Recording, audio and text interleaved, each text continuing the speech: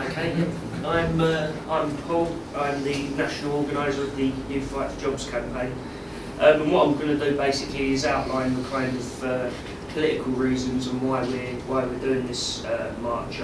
I mean, as you'll all know, it's the 75th anniversary of the original Jarrow March. And for those of you that don't know, that was 200 men, unemployed men during the Depression, marched from Jarrow to London in protest at high levels of unemployment and in protest at the appalling living conditions that they had to face on a day-to-day basis. And I think what the present crisis is showing, and what the attacks from the government, their attempts to make us pay for this crisis, is showing that this system simply hasn't solved any of those problems in the 75 years since. Yes, our living standards are certainly higher. We have made gains in terms of rights and living standards, but under a system that's geared for making short-term profit for a few people, and not kind of serving the needs for millions of ordinary people, these questions around jobs and around living standards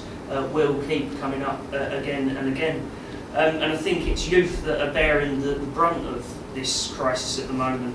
At the moment there are just under 1 million 18 to 24-year-olds that are not in education, employment or training. You've got 218,000 16 to 17-year-olds that are unemployed.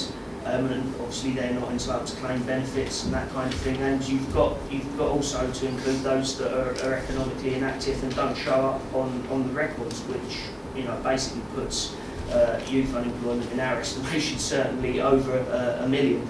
And on top of this, you've got the government planning to carry out a swinging programme of job cuts in the public sector.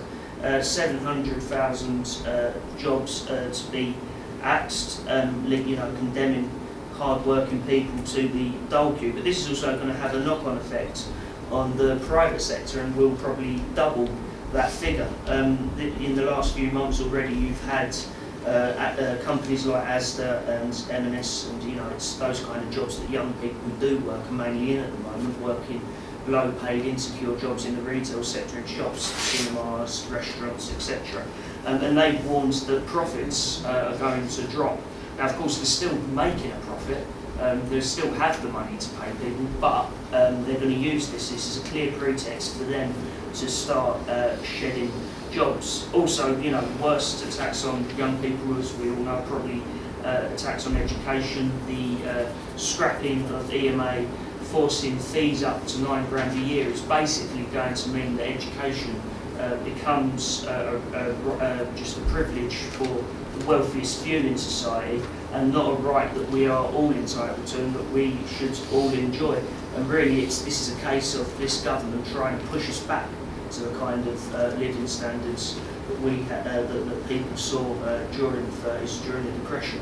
But we have seen over the last couple of years the role that young people can play in fighting these kind of attacks. I mean, the first thing that would spring to mind, obviously, is in the Middle East, in Egypt and Tunisia.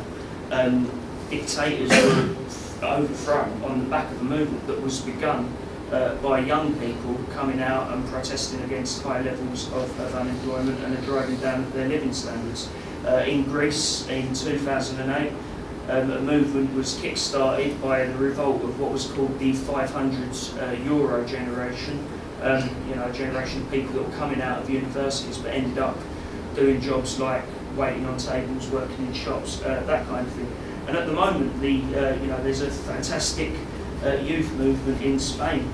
They have a 45% rate of youth unemployment in that country, and we've seen massive protests and demonstrations right across that country in the last few weeks. And closer to home, of course, towards the end of last year, we had the student movement, young people coming out onto the streets against those attacks that I mentioned earlier. You had over 50,000 young people on the streets November the 10th demanding the right to an education, demanding the right to a future. And that really kick-started a movement of occupations, of demonstrations all over the country of young people demanding their right to an education. And really that's played a crucial role in the anti-cuts movement in Britain, because what it did was it shattered the consensus that the government and the media were trying to set up, that these cuts were necessary, that they somehow had to happen.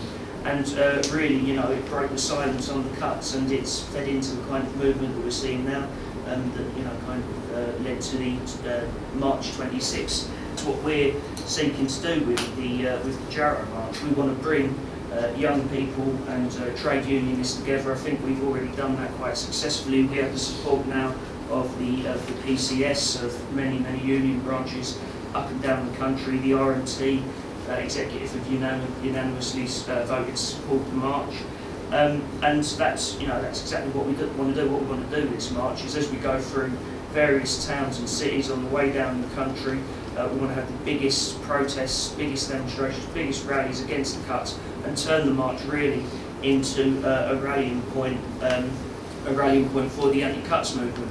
But most importantly, what it will be doing is putting forward a programme to take a programme around which young people can fight for their futures. You know, a programme that demands free education, a programme that demands the right to a decent job with a minimum wage of £10 an hour, a programme that demands that apprenticeships aren't just used for slave labour, the kind of schemes that IDS and Chris Grayling are trying to force young people on, you know, and generally demanding a future. But to do this, what we are ultimately be saying is that we need to change society.